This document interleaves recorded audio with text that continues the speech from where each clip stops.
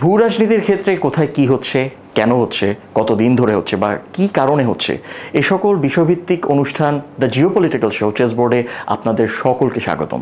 সাথে আছি আমি আপনাদেরই হোস্ট ফারহান ইন্তিশার খালেদ।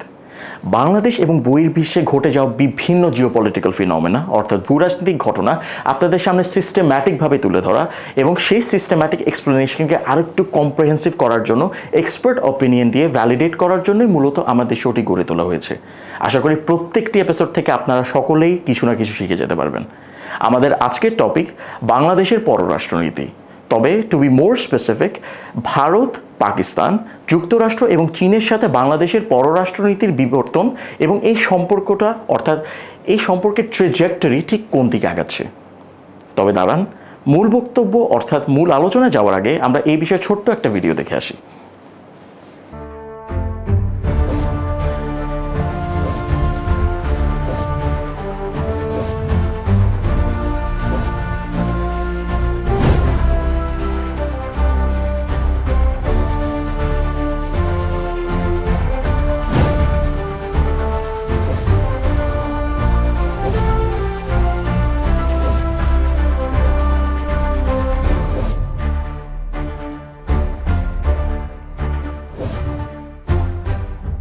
সুপ্রিয় দর্শক, আমার সাথে আজ স্টুডিওতে উপস্থিত আছেন মেজর ডেল এইচ খান। তিনি একজন সাবেক সেনা কর্মকর্তা, একজন ইউএন পিস কিপার, একজন বেস্ট সেলিং অথর এবং একই সাথে একজন গ্লোবাল অ্যাফেয়ার্স অ্যানালিস্ট। কত কিছু একজন ব্যক্তি। স্যার, আপনাকে অসংখ্য ধন্যবাদ আমাদের সাথে থাকার জন্য। আপনি কেমন আছেন? ধন্যবাদ। আসসালামু আলাইকুম। আলহামদুলিল্লাহ ভালো আছি। Thank you for having me in this program. Of course sir. Sir, আপনার বেস্ট সেলিং অথর যেহেতু আপনাকে বললাম, আপনার তো অনেক পাবলিকেশনস আছে, আপনার পাবলিকেশন সম্পর্কে আমাদেরকে একটু বলবেন? ধন্যবাদ। অনেক না, আমার 12টা বই আছে। 12টা তো অনেক স্যার। এবং এর ভেতরে কিছু বই আছে বেস্ট সেলিং। জি স্যার। একটা বইয়ের জন্য আমি আর্মি থেকে একটা প্রফিসিয়েন্সি মেডেলও পেয়েছি, আচ্ছা স্যার। যেটা সঞ্জুর আর্ট অফ ওয়ারের উপরে একটা কমেন্ট্রি। আচ্ছা আচ্ছা। সো এগুলো হচ্ছে বই, এবং বেসিক্যালি আমি লেখালেখি করি geopolitics, military history, war studies আর সেলফ ডেভেলপমেন্টের উপরে। আচ্ছা, very impressive sir, very impressive and congratulations on your prize. Sir, আমরা কি ডিসকাশনে আগাতে পারি? শিওর। স্যার, বাংলাদেশের যে জিওপলিটিক্যাল পজিশন, এটাকে আপনি কীভাবে দেখেন? যেহেতু এটি সাউথ এবং সাউথ ইস্ট এশিয়ার একটা জাংচারে পড়েছে, এটা তার জিওপলিটিক্স এবং তার ওভারঅল ফরেন রিলেশনসকে কীভাবে প্রভাবিত করছে? এক কথায় বললে, যদি আপনি একটা দাবার বোর্ড কল্পনা করেন, অফকোর্স, তাহলে এই দাবার বোর্ডে বাংলাদেশ হচ্ছে একটা পন বা বোরে, যেটাকে আপনি সেভ করে যদি লাস্ট ঘর পর্যন্ত নিতে পারেন, তাহলে কি হয়? কুইন হয়ে যাবে। অফকোর্স। সো এটা একটা অপার সম্ভাবনাময় পরিস্থিতি। জি স্যার। আমি যদি সোয়াট অ্যানালাইসিসের ভাষায় যাই, যেটা আমরা করি, সো ফার্স্টে যদি স্ট্রেংথের কথা বলি, স্ট্রেংথ হচ্ছে আমাদের জিওগ্রাফিক লোকেশন একটা আমাদের বড় স্ট্রেংথ। জি স্যার। কারণ অলরেডি আমরা যেটা দেখতে পাচ্ছি সেটা হচ্ছে যে চায়না আমাদের চিটং পোর্ট এবং মংলা পোর্ট যেটা আছে এখানে ইনভেস্ট করার চেষ্টা করছে, বিকজ তারা এদিক দিয়ে এটাকে আসিয়ানের একটা ট্রেড হাব হিসেবে ডেভেলপ করার চেষ্টা করছে। অলরেডি প্রায় $500 মিলিয়ন বেশি ইনভেস্টমেন্ট এখানে কাজ চলছে। নেক্সট আরেকটা যেটা হচ্ছে যে আপনি যদি ইন্ডিয়ার ব্যাপারে চিন্তা করেন, যে ইন্ডিয়া আমাদের 3 দিকে ঘিরে আছে, সো ইন্ডিয়ার জন্য আমরা একটা ট্রানজিট হাব, কারণ মেইনল্যান্ড ইন্ডিয়া থেকে সেভেন সিস্টার্সে যাওয়ার জন্য তাদের যে অলরেডি এক্সিস্টিং চিকেন নেক বা শিলিগুড়ি করিডোর আছে, that is not sufficient and that is not enough. আবার ওরা সি দিয়ে হলদিয়া হয়ে কালাদান প্রজেক্ট যেটা আছে ওদিক দিয়ে এসে যদি আসতে যায়, তাতেও খরচ বেশি। সেই তুলনায় তাদের জন্য মানে খুব অ্যাডভান্টেজিয়াস হয় যদি বাংলাদেশের ভেতর দিয়ে তারা করতে পারে, এবং গত 15 বছরে তারা বিভিন্ন ধরনের অ্যাটেম্প নিয়েছে, ট্রেনের লাইন, বাসের line and various other roots, যেগুলো ওরা করার চেষ্টা করে। সো এখানেও আমাদের একটা বিপুল সম্ভাবনা আছে, যেখানে আমরা স্পেশালি ইন্ডিয়ার কাছ থেকে অনেক আয় করতে পারি এই ট্রানজিট ফ্যাসিলিটিস দিয়ে। আর থার্ডলি যেটা হচ্ছে যে বাংলাদেশ এই লোকেশনে থাকার সাথে সাথে আরও যে জিনিসগুলো অ্যাড হয়েছে সেটা হচ্ছে আরএমজি সেক্টরে আমাদের যে স্ট্রেংথ, প্লাস হচ্ছে আমাদের এই মুহূর্তে কর্মক্ষম জনসংখ্যা বা ডেমোগ্রাফিক ডিভিডেন্ড যেটা আছে, এটাকে যদি আপনি কগনিজেন্সে নেন, তাহলে যেটা দেখতে পাবেন সেটা হচ্ছে যে বাংলাদেশ একটা অপার সম্ভাবনাময় স্থানে দাঁড়ানো আছে। These are the strengths we have right now. But again আমাদের এটা শুধু উইকনেসও আছে। উইকনেসের ভিতরে প্রথম উইকনেস যেটা, সেটা হচ্ছে যে আমরা 3 দিক থেকে ভারত বেষ্টিত। এবং আজকে মিয়ানমারে যেটা হচ্ছে যে আরাকান আর্মির মতো একটা নন স্টেট অ্যাক্টর দাঁড়িয়েছে এবং মিয়ানমার আর্মিকে তারা কিন্তু পরাস্ত করা অলরেডি করে ফেলেছে আরাকান এরিয়াতে। একই রকম ডিস্টারবেন্স কিন্তু ইন্ডিয়া আমাদের দেশে শান্তি বাহিনীর মাধ্যমে করার চেষ্টা করেছিল, এবং বর্তমানে রোহিঙ্গা যারা আছে তারাও কিন্তু আমাদের জন্য একটা থ্রেট। অফকোর্স আগে ছিল এখানে ধরেন 12 লাখ, প্লাস এই 2024-25-এ এসে আরাকান আর্মির সাথে ফাইটের কারণে আরো 1.5 লাখ অ্যাড হয়েছে। আমরা প্রায় 13.5 লাখ রোহিঙ্গা এই মুহূর্তে বাংলাদেশে অবস্থান করছে। এরা একটা সিকিউরিটি ক্রাইসিস, এবং this people are actually very potent security threat. Of course. So এটা আরেকটা আমাদের লিমিটেশন আছে, যে লিমিটেশনটা আমাদেরকে মাথায় রাখতে হবে। অফকোর্স। তৃতীয়ত হচ্ছে যে বাংলাদেশকে ঘিরে চীন, ভারত এবং ইউএস এর যে একটা টেনশন চলছে, একদিকে যেমন ইন্দো প্যাসিফিক স্ট্র্যাটেজি, আরেকদিকে যেমন বেল্ট অ্যান্ড রোড ইনিশিয়েটিভ, আরেকটা হচ্ছে ইন্ডিয়ার গোয়েস্ট অ্যাক্টিস্ট পলিসি যেটা আছে, এই তিনটার মাঝখানে স্যান্ডউইচ হয়ে আছি আমরা। স্যার, এটাই আমার সেকেন্ড কোয়েশ্চেন ছিল, যে এই যে আপনি যে তিনটা কথা বললেন, Indo Pacific strategy, Act East policy, এবং হচ্ছে গিয়ে আপনার চায়নার যে বেল্ট অ্যান্ড রোড ইনিশিয়েটিভ, এই তিনটা স্ফিয়ারের মধ্যে কিন্তু বাংলাদেশ অনেকটা মানে অতপ্রতভাবে জড়িত হয়ে যাচ্ছে। তো এখানে আমরা কিভাবে ন্যাভিগেট করছি আমাদের পজিশনকে? রাইট নাও আমরা ব্যালেন্সিং একটা অ্যাক্ট করার চেষ্টা করতেছি, যেটাকে আমরা বলি হেজিং। অফকোর্স। সো হেজিং এর জন্য আসলে যে শক্তিশালী সরকার দরকার, এবং একই সঙ্গে রাজনৈতিক যে স্ট্রেংথটা দরকার, ওইটা এই মুহূর্তে মিসিং আমাদের। We are trying to balance that. তো ব্যালেন্সিং যে অ্যাক্টটা আছে এই জায়গায়, সেটা হচ্ছে যে প্রত্যেকের নিজস্ব স্বার্থ আছে এখানে।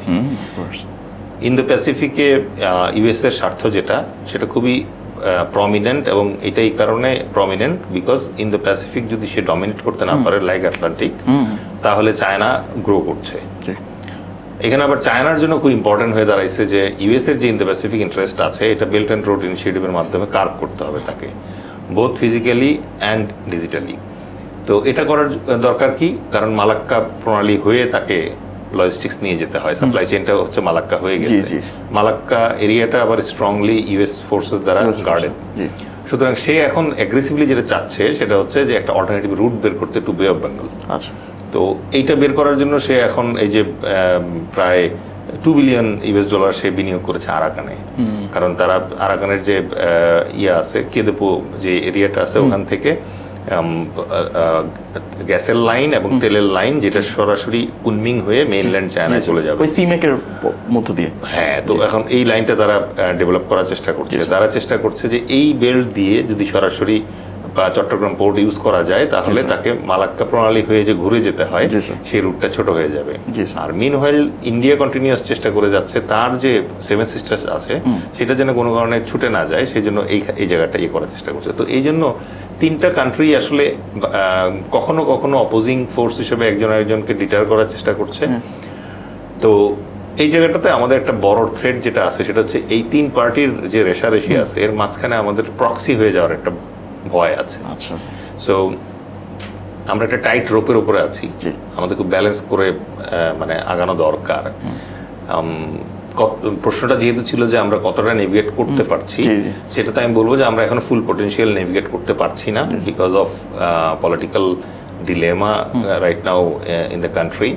কারণ ডক্টর ইউনূসের যে সরকার আছে, তাদের তো ডেইজ আর কাউন্টেড, তো তারা চলে যাবে। এখন নেক্সট গভর্নমেন্ট যারা আসবে, তারা আসলে কতটা এই যে প্রবলেম আছে, এই প্রবলেমটাকে আত্মস্থ করতে পারবে।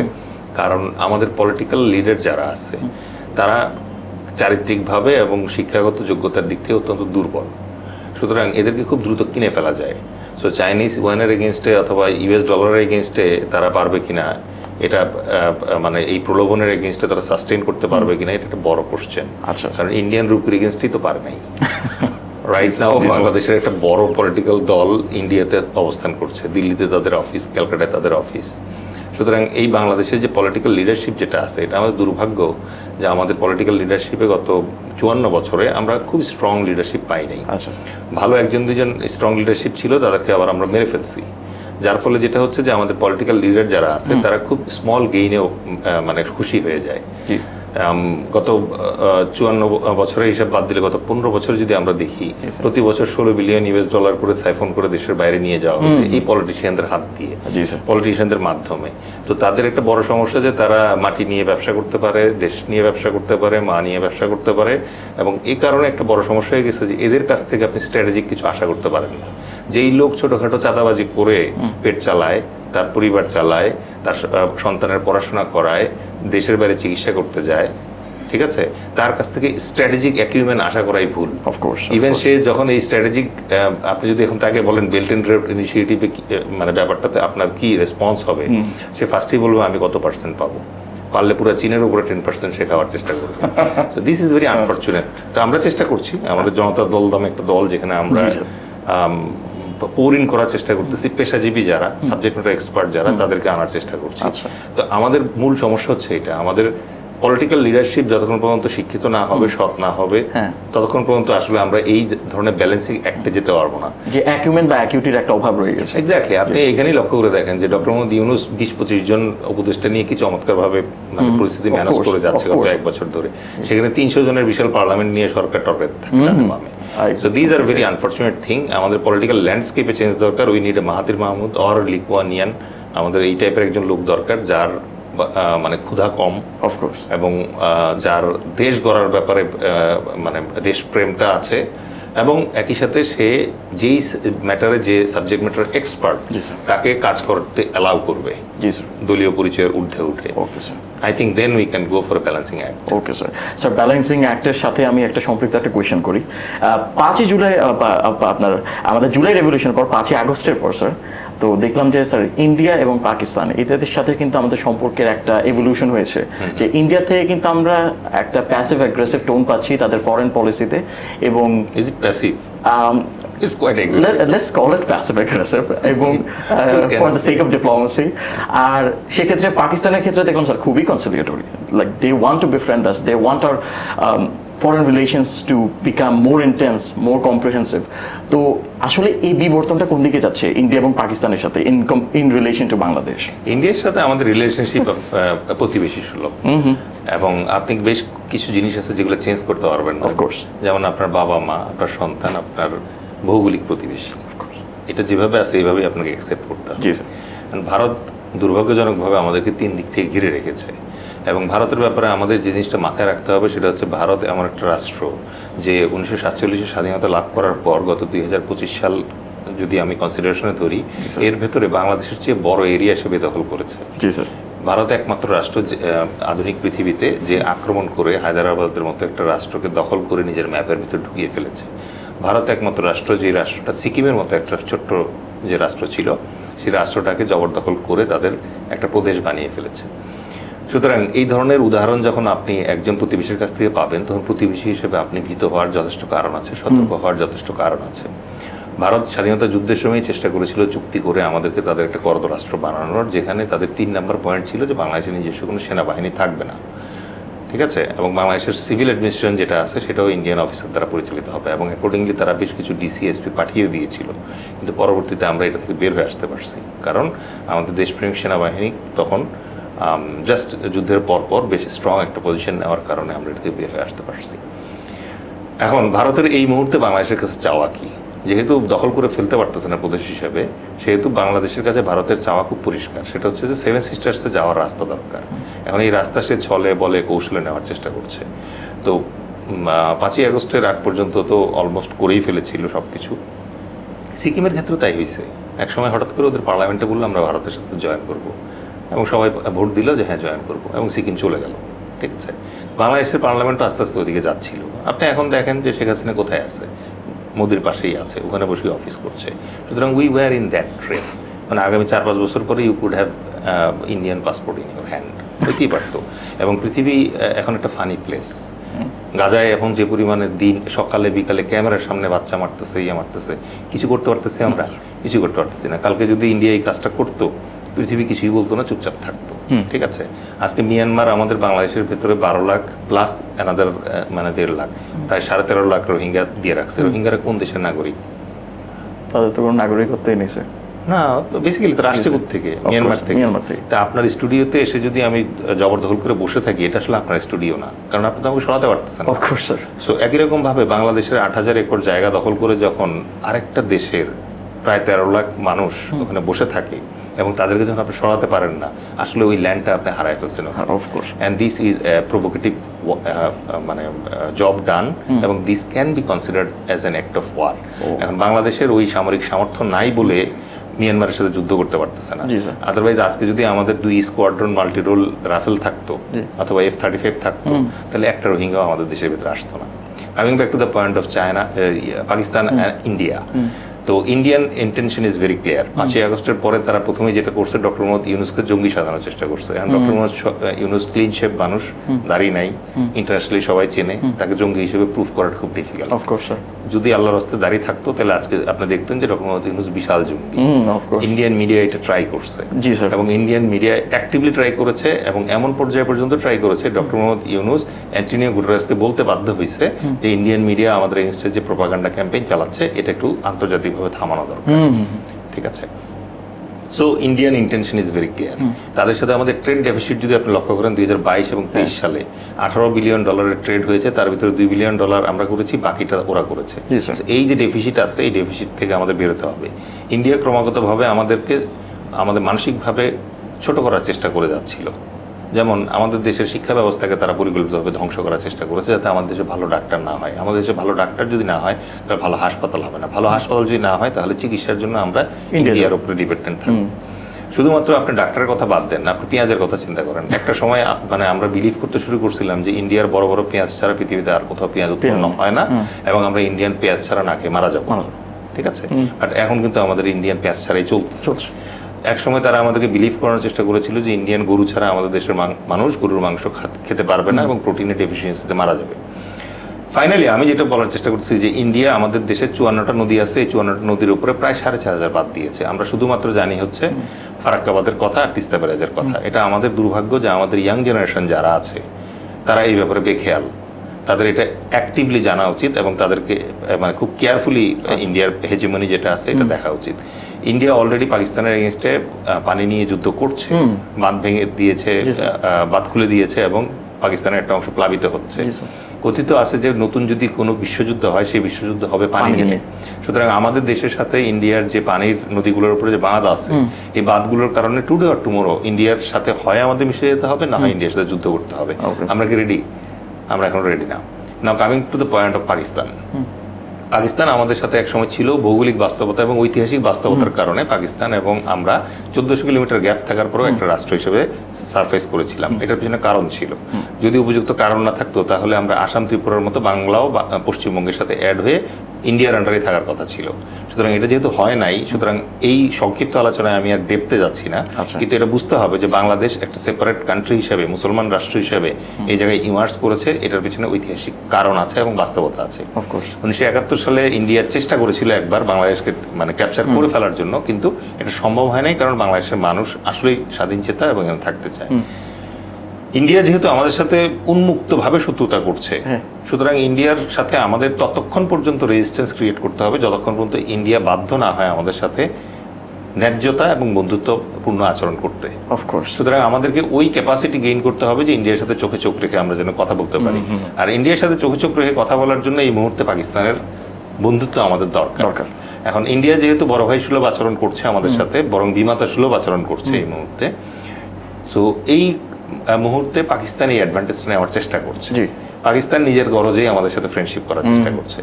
সো এই ফ্রেন্ডশিপটার ভেতরে আমরা দেখবো যে আমাদের লাভ কতটুকু আছে এবং তাদেরকে ততটুকু অ্যালাউ করাটা আমাদের জন্য খুব জরুরি। কারণ পাকিস্তান আপনার অনেকটা লোড কমিয়ে দিতে পারবে এই জায়গায়। ওই লোডটা যদি ওখানে আপনি কমাতে পারেন তাহলে এই জায়গায় দেশটাকে আপনি আরো বেটার গোছাতে পারবেন। স্যার, এখানে যদি আমি ইন্টারজেক্ট করি, আমার যেহেতু ইন্ডিয়া এবং পাকিস্তানের সাথে আমাদের যথেষ্ট একটা ভালো বিবর্তন চলে আসছে এই আপনার 5ই আগস্টের পরে, স্যার সংক্ষেপে যদি আপনি আমাকে একটু বলতে পারেন যে দ্য ইউনাইটেড স্টেটস তাদের তো এখন হচ্ছে একটা মানে ট্যারিফ রেজিম চলছে, যার মানে কথায় কথায় ট্যারিফ, এটা ট্যারিফ ওটা ট্যারিফ, ডোনাল্ড মুখ খোলা মাত্র হচ্ছে ট্যারিফ। তো সেক্ষেত্রে বাংলাদেশের সাথে ইউএস এর ফরেন রিলেশনসের এভলিউশনটা কেমন হয়েছে, এবং এখন যদি চীনের পার্সপেক্টিভটা তুলে ধরি, সেই related to our relationship with the US, সেটা চায়নার সাথে আমাদের ফরেন পলিসি বা ফরেন রিলেশনসের ইমপ্রুভমেন্ট কিংবা এভলিউশনটা কেমন হয়েছে? United states is so big A super power. G sir. তার সাথে আসলে আমাদের মানে খুব একটা নেগোশিয়েট করার অপশন নাই। জি স্যার। সো ওরা একটা ট্যারিফ দিয়ে দিছে কারণ ট্রাম্প হচ্ছে ম্যাডম্যানের একটা থিওরি আছে, সে দুম করে মানে এর উপরে এত পার্সেন্ট ওর উপরে এত পার্সেন্ট দিয়ে দিচ্ছে কারণ দে ক্যান অ্যাফোর্ড দ্যাট। আর আমি স্যার বলি যে he is a businessman politician. এখন of course he is a great businessman, but একই সাথে আমাদেরকে যেটা কগনিজেন্সে রাখতে হবে USA. Of course. What is USA? যেই দেশের ডলারে আপনার রিজার্ভ থাকে। জি স্যার। ইউএসএ এখন পর্যন্ত পৃথিবীর অনেক দেশের রিজার্ভ কিন্তু 60% of the world sir. No, what I am trying to say সেটা হচ্ছে ইরান, রাশিয়া, তাদের রিজার্ভ যেটা ডলারে ছিল এটা বিলিয়ন বিলিয়ন ডলার তারা কিন্তু ক্যাপচার করে রাখছে। আফগানিস্তানের রিজার্ভ যেটা ছিল পুরোটাই তারা আত্মসাৎ করে নিয়েছিল। ঠিক আছে, এখন আপনি ইউএস এর এগেইনস্টে যদি মানে কিছু ভাবতে চান স্ট্রংলি, আগে আপনার রিজার্ভ যেটা আছে সেই রিজার্ভকে আপনার ডলার ডলারাইজেশন করতে হবে। সো দিস ইজ অ্যানাদার মানে ডিসকাশন, আই ডোন্ট গো দেয়ার। আচ্ছা, বাট এই মুহূর্তে যতটুকু আমাদের জন্য প্রাপ্য ছিল সেটা হচ্ছে যে 37% ট্যারিফ যেটা ছিল সেখান থেকে রিডিউস হয়ে এখন এটা 20-এ চলে আসছে। তো 20-এ চলে আসছে মানে এটা স্টিল সহনীয়, কারণ ইন্ডিয়ারটা বেড়ে গেছে, আমাদের চেয়ে একটু কম হচ্ছে পাকিস্তান, 19-এ আসছে ওদের।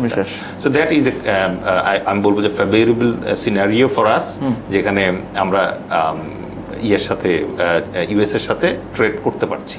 এবং আরো বড় একটা সুবিধা হয়েছে, চায়না এবং ইন্ডিয়ার সাথে যেহেতু হাই ট্যারিফ রয়ে গেছে ওদের এবং ট্যারিফ যুদ্ধ চলছে, তো ওখানকার যে আরএনজির অর্ডারগুলো আছে এগুলো অনেক অর্ডার এখন আমরা পাচ্ছি। বরং আমাদের জন্য এখন চ্যালেঞ্জ হচ্ছে এই যে ওভার অর্ডারস এখানে আসতেছে, এই অর্ডারগুলো আপনি কিভাবে ম্যানেজ করবেন।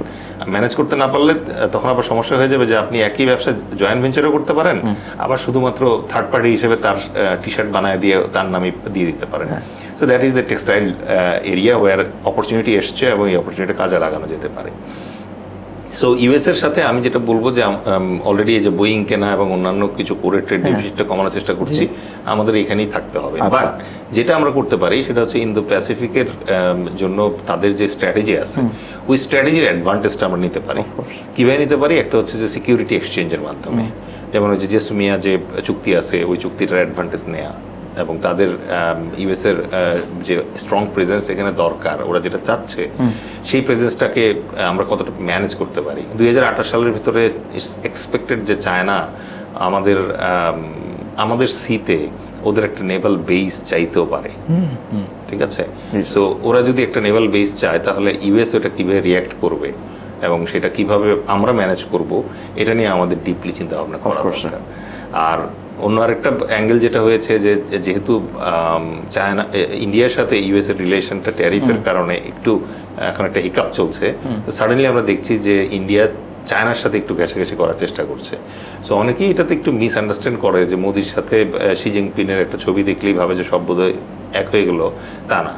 যেই দেশটা 1962 সালে চায়না আক্রমণ করেছিল ভারতকে, এবং ভারত করে আক্রমণ করে আকসাই চীন দখল করে নেয় এবং অরুণাচলের একটা বড় অংশ দখল করে নেয়, যাকে তারা সাউথ তিব্বত বলে। এবং এই যন্ত্রণা ভারতের হৃদয় থেকে এখনো যায় না।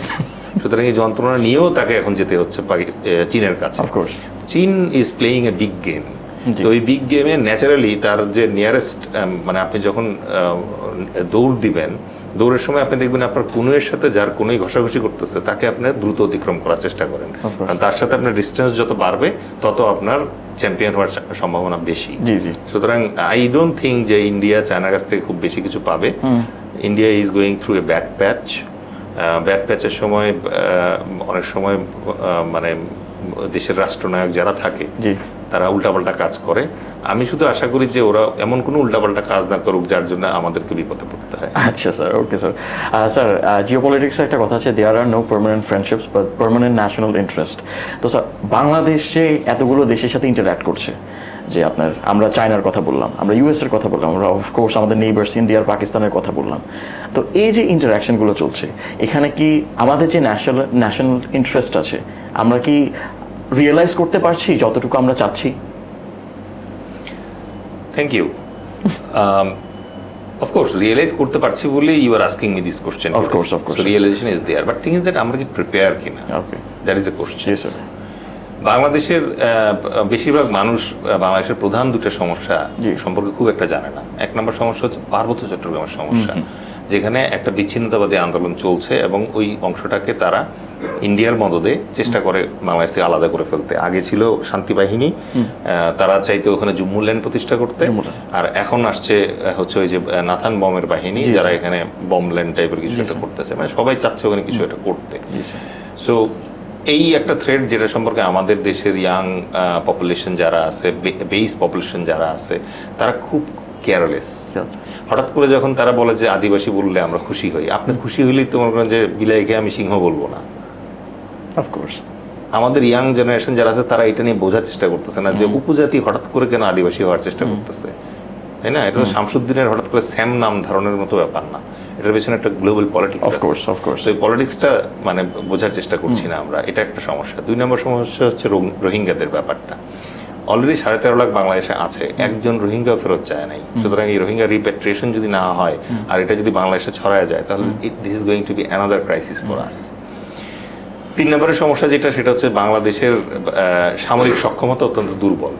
বাংলাদেশের air defence capability near zero. এটা আমি বলি নাই, এটা বিএনপির যে নিরাপত্তা অ্যাডভাইজার আছে জেনারেল ফজলে আলাহি আকবর, উনি বলেছেন ওনার এক ইন্টারভিউতে। আচ্ছা, এখন বাংলাদেশের বিমানে স্টার্ট দেওয়া পর্যন্ত মনে করেন যে আমাদের পার্শ্ববর্তী দেশ জানে যে কোথায় স্টার্ট দিল, কোথায় উঠতেছে, এবং এরা আসলে কিছুই করতে পারবে না ওটার এগেনস্টে। সুতরাং আমাদের ক্যাপাসিটি নাই, আমাদের এই ক্যাপাসিটিটা দরকার। আচ্ছা, নেক্সট যে বড় সমস্যা সেটা হচ্ছে যে পলিটিক্যাল আনরেস্ট।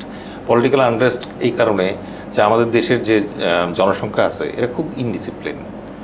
আপনি যদি জার্মান এবং জাপানের দিকে তাকান, এরা বিশ্বযুদ্ধে, দ্বিতীয় বিশ্বযুদ্ধে পরাস্ত হয়েছে। পরাস্ত হওয়ার পরে তাদের একটা কালেকটিভ ডিসিপ্লিন চলে আসছে এবং তারা তাদের প্রতিষ্ঠানগুলোকে শক্তিশালী করেছে ওই জায়গায়। আমাদের দেশ কলোনি ছিল, উপনিবেশ ছিল। উপনিবেশের মর্মযাতনা শেষ করার পরে তারা এই বিভিন্ন ধরনের আন্দোলন, বিভিন্ন ধরনের স্বাধীনতা হয়ে তারপরে আসছে। সুতরাং এদের ভিতরে কালেকটিভ কোনো শৃঙ্খলা আসে নাই। ওরা সার্ভাইভালের জন্য টিকে থাকা শিখছে। এখন সার্ভাইভালের জন্য টিকে থাকতে গিয়ে তারা যেটা করছে সেটা হচ্ছে যে তারা আইনকে সবসময় বাইপাস করার চেষ্টা করে। 200 টাকা দিয়ে, 2000 টাকা দিয়ে, 2 লাখ টাকা দিয়ে, 2 কোটি টাকা দিয়ে যদি একটা আইন বাইপাস করা যায়, এটা করতে বাংলাদেশের লোকজন প্রস্তুত। এবং হতাশাজনক ব্যাপার হচ্ছে বাংলাদেশের আইন এই জায়গায় কম্প্রোমাইজ হয়। অফকোর্স। তো এখন এই কারণে আমাদের দেশে আপনি দেখেন সামান্য ব্যাটারি চালিত রিক্সার কারণে এখন মানে ন্যাশনাল ক্রাইসিস তৈরি হয়ে গেছে। কেন ক্রাইসিস তৈরি হয়েছে? কারণ হচ্ছে এটা যখন উৎপত্তি হয়েছিল তখন আপনি কন্ট্রোল করেন নাই, তখন আপনি এখান থেকে ব্যবসা করার চেষ্টা করছেন। ব্যবসা করে এখন এটাকে এখন এমন একটা অবস্থায় নিয়ে আসছেন যে একই রাস্তায় ট্যাক্স দেয়া লাইসেন্স ড্রাইভার সহ গাড়ি চলে, তার পাশেই চলতেছে লাইসেন্সবিহীন ট্যাক্স না দেওয়া গাড়ি। একই রাস্তায় নিয়ম এবং অনিয়ম শুধুমাত্র বাংলাদেশে চলে, ইভেন আফ্রিকাতেও চলে না। সুতরাং এই জায়গাটায় আমাদের চেঞ্জ আনতে হবে। এখন চেঞ্জ কীভাবে আনবেন আপনি? যে বাচ্চাটা স্কুল কলেজে আপনি শিখানি নাই যে কীভাবে লাইন ধরে দাঁড়াইতে হয় বাসে ওঠার জন্য, সে তো মানে সবসময় মৌচাকের মধ্যে যেভাবে মৌমাছি ঝাঁপায় পড়ে, that is the tendency he has got and developed. তো তাইলে এখন আপনি যদি ক্লাস 1 থেকে এটা শুরু করেন, তাহলে 1-এ যে বাচ্চাটা এখন পড়তেছে মিনিমাম 20 বছর লাগবে তার এই স্ট্র্যাটেজি এবং এই আদব, লেহাজ, শৃঙ্খলা নিয়ে উঠে আসার জন্য। অফকোর্স। সো এই জায়গাটাতে আমাদের মানে কাজ করতে হবে। অ্যানাদার বড় সমস্যা যেটা, সেটা হচ্ছে প্রতিষ্ঠানগুলো খুব দুর্বল। বাইরের দেশে আপনি দেখবেন যে নির্বাচন কমিশন, রাতে ভোট চুরি হয়েছে, এটা কল্পনাই করতে পারবেন না আপনি, বাট বাংলাদেশে এটা সম্ভব। সুতরাং এই প্রতিষ্ঠানগুলোকে আপনাকে স্ট্রং করতে হবে, স্ট্রেনথেন করতে হবে। এই কাজগুলো যদি আমরা করতে পারি তাহলে এই যে ব্যালেন্সিং অ্যাক্টের যে ব্যাপার আসছে, এটা তো মানে অনেক স্ট্র্যাটেজি। আপনার বেইজি যদি এখানে ঠিক না হয় তাহলে আপনি স্ট্র্যাটেজি কি করবেন? আপনার অফিসের এমপ্লয়ি যদি সব হয় এলোমেলো, মানে আনকোয়ালিফাইড, এবং মানে তাদের একটাই ইয়ে হচ্ছে দুপুরে লাঞ্চ দিবেন কিনা, এদেরকে নিয়ে আপনি অ্যাপেলের সাথে ব্যবসা করবেন কিভাবে? You need to set your home first. So home গ্রাউন্ডটা যদি, এই টার্ফটা যদি শক্তিশালী হয়, তখন আপনি দেখবেন অটোমেটিক্যালি আপনি এই জিনিসগুলো ধরতে শুরু করবেন। বিকজ ওই যে কারণে আমরা আলোচনাটা শুরু করেছিলাম, Bangladesh in a very interesting strategic hub. আমরা যদি এটাকে ইউজ করতে পারি ঠিক মতো, যদি পোটেনশিয়ালটা ইউজ করতে পারি, তাহলে এই মানে বোরে বা পন দাবার ঘরের এই 8টা ঘর পার যদি করতে পারি আমরা, তাহলে it will turn into a queen বা মন্ত্রী। Thank you sir. যে আপনি যে চেস বোর্ডের কথা বলছেন, আমাদের সবার সাথে আসলে নো পান ইন্টেন্ডেড মিলে যাচ্ছিল। That's absolutely coincidental. জি sir, thank you so much sir. তো সুপ্রিয় দর্শক, আপনাদের অসংখ্য ধন্যবাদ আমাদের সাথে থাকার জন্য। খুবই এনলাইটেনিং একটা ডিসকাশন হলো। আমরা বাংলাদেশের যে জিওপলিটিক্যাল রিয়ালিটি এবং ফরেন রিলেশনসের যে বিবর্তনটা, সেই ব্যাপারে ডিসকাস করছিলাম। আশা করি আপনাদের ভালো লেগেছে। যদি আপনাদের ভালো লেগে থাকে অবশ্যই আমাদের ফেসবুক এবং ইউটিউব পেজে যাবেন, সাবস্ক্রাইব করবেন এবং আমাদের ভিডিওগুলোতে মতামত দিয়ে জানাবেন আপনারা কি দেখতে চান আমাদের থেকে। আপনাদের মতামত আপনারা ডিসাইড করবেন আমরা কি নিয়ে ডিসকাস করি। ইনশাআল্লাহ দেখা হচ্ছে আগামী এপিসোডে। Thank you.